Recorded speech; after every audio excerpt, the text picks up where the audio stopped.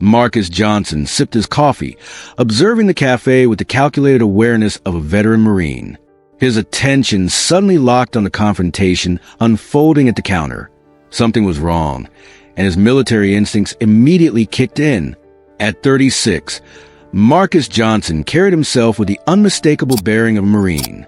15 years in the Corps had sculpted not just his physical presence, but his entire worldview.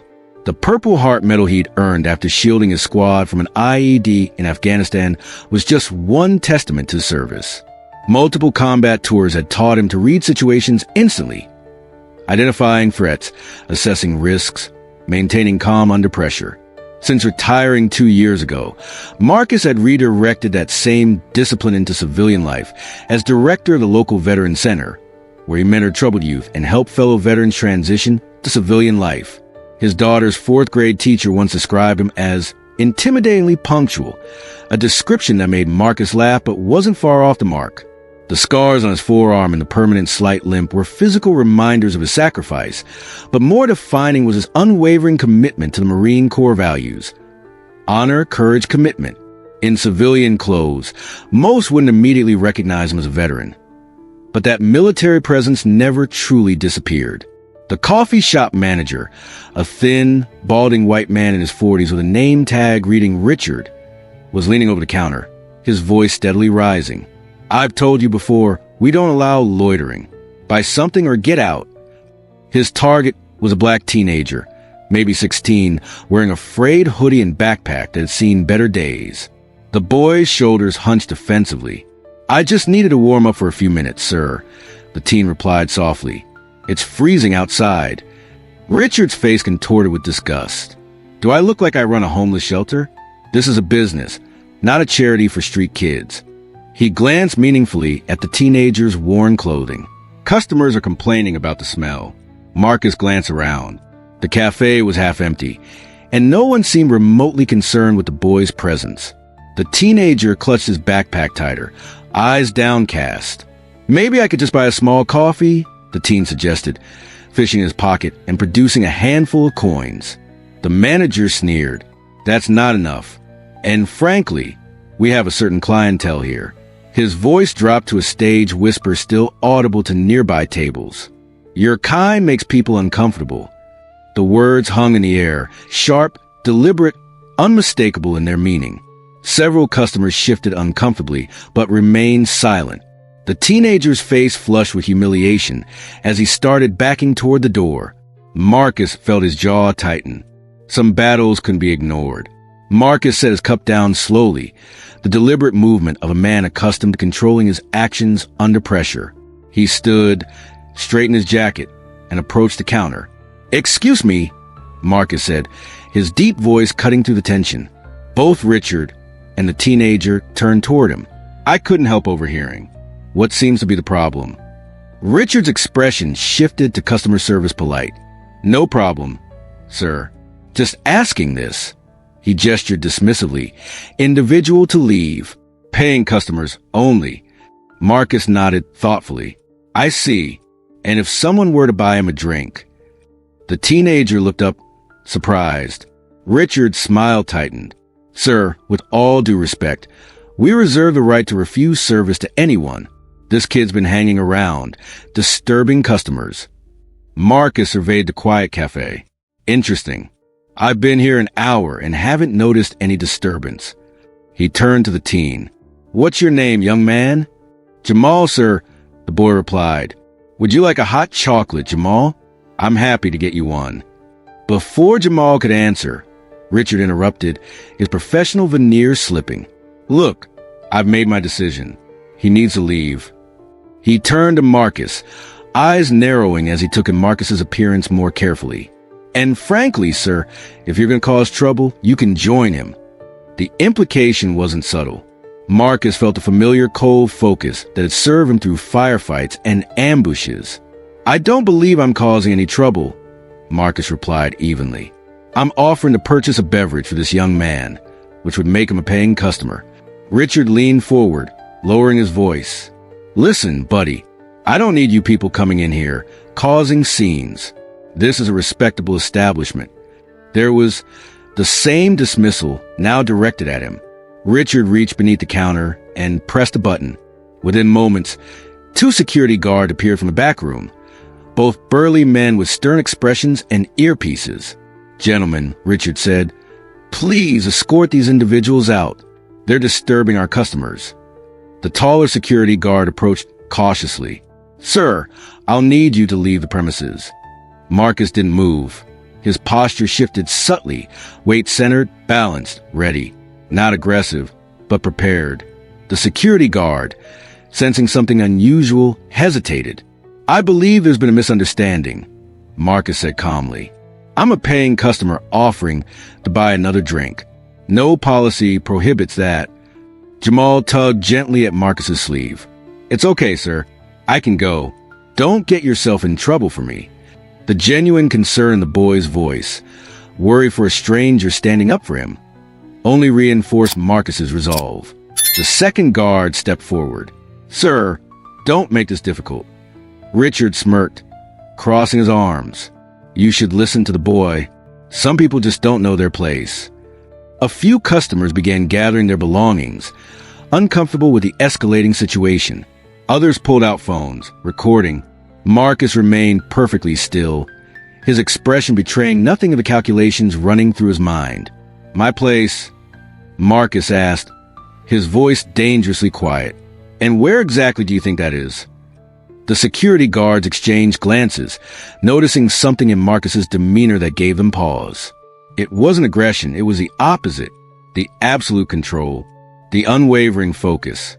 The way he continuously scanned the room, noting exits, positions, distances. "Look," the first guard said, his tone softening slightly. "We don't want trouble." "Neither do I," Marcus replied. "I never have." Richard stepped around the counter, emboldened by his security backup. If you were military or something, maybe you'd understand discipline and rules. This establishment has standards. A faint smile touched Marcus's lips. "Is that so?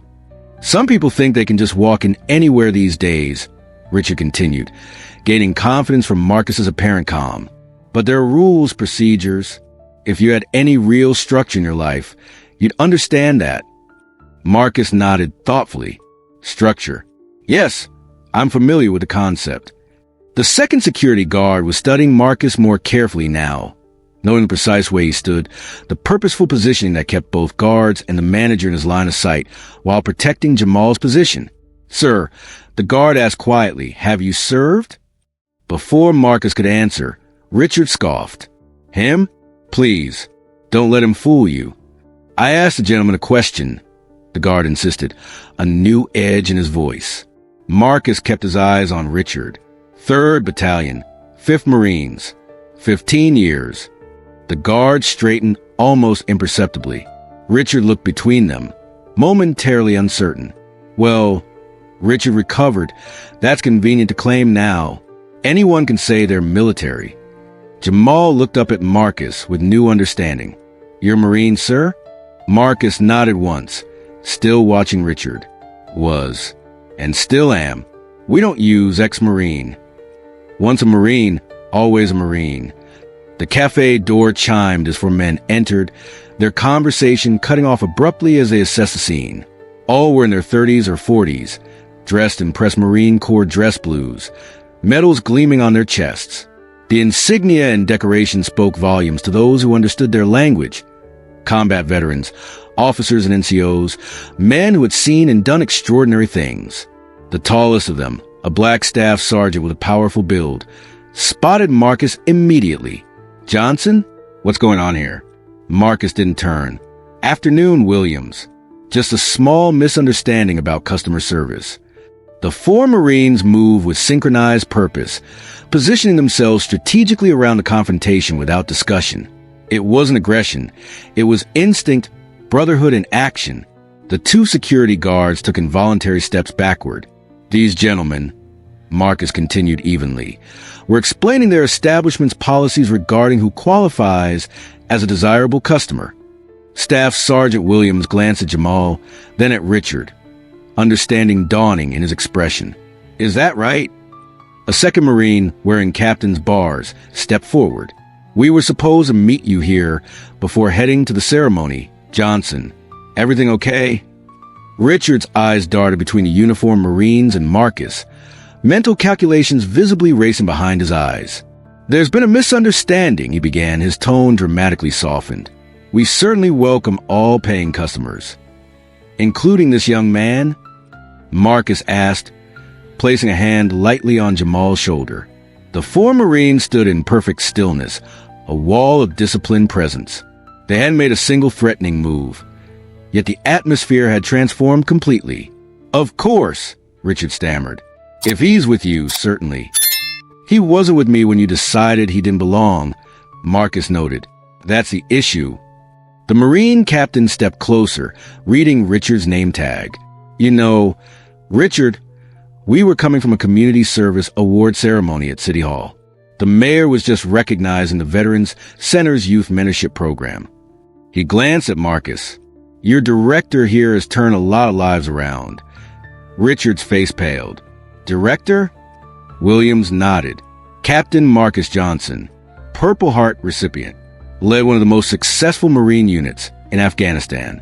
Now leads the most effective veterans outreach program in the state. He looked at Jamal, and apparently still fighting the good fight. The security guards had backed completely away now, one of them whispering urgently to his colleague. The cafe had gone silent, every customer watching the scene unfold. Captain Johnson, Richard said, the title sudden and awkward on his lips. I had no idea. That I was a Marine officer? Marcus finished. Or that I was the Veterans Center director? He maintained his calm, measured tone. Or perhaps you meant you had no idea I was someone whose complaint might matter. The Marine with Master Sergeant stripe spoke up, his voice carrying the natural authority of a senior NCO. Captain Johnson received his Purple Heart, pulling 3 wounded Marines to safety under heavy fire.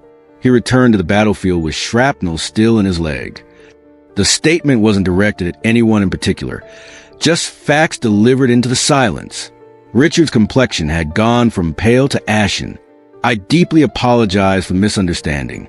Of course, both you and the young man are welcome. In fact, your orders are on the house. That's not necessary, Marcus interrupted. We don't need special treatment, just equal treatment. Several cafe patrons had begun quietly applauding. Jamal stood straighter beside Marcus, watching the interaction with wide eyes. The 4th Marine, a lieutenant with a scar along his jawline, addressed Jamal directly. You know what the captain does at the Veterans Center? Works with kids exactly your age. Building futures. Creating opportunities. Richard attempted to recover, smiling broadly now. Captain Johnson, please accept my apologies. Had I known who you were. That's precisely the problem, Marcus said, his voice still calm but carrying to every corner of the now silent cafe. Your behavior shouldn't change based on who you think I am or what uniform I'm wearing. The Marines had formed a loose semicircle, not threatening but unmistakably present. Years of battlefield coordination meant they functioned as a unit without needing direction. Richard looked from face to face, recognizing that the power dynamic had completely reversed. The security guards had retreated entirely. Customers were watching, phones recording. His authority had evaporated. Here's what's going to happen, Marcus said, his voice level and reasonable. Jamal is going to sit down and enjoy a hot chocolate that I'll purchase. He'll be treated with the same respect as any other customer. That's all. Richard nodded quickly. Of course, of course. Anything else? Yes, Marcus continued. Your policy of who belongs in this establishment needs serious reconsideration. The Marine captain stepped forward. The Veterans Center serves everyone, including homeless youth, and those struggling with challenges most people can't imagine. Many of our veterans face homelessness themselves after service. A cafe that discriminates doesn't reflect the community values we fought to protect, the lieutenant added. Richard's gaze dropped. I understand. It won't happen again. Marcus turned to Jamal. What do you think? Hot chocolate sound good. Jamal nodded, still processing the extraordinary turn of events. Yes, sir. Thank you, sir. The staff sergeant gave Richard a long look. I believe the young man placed an order. Richard scrambled to prepare the hot chocolate himself, adding whipped cream and chocolate drizzle with trembling hands. The security guards had completely disappeared. As Jamal received his drink, Marcus gestured to an empty table. "Mind if we join you? We'd like to tell you about some programs at the center that might interest you." Jamal looked between the uniformed Marines and Marcus with newfound respect. "I'd be honored, sir."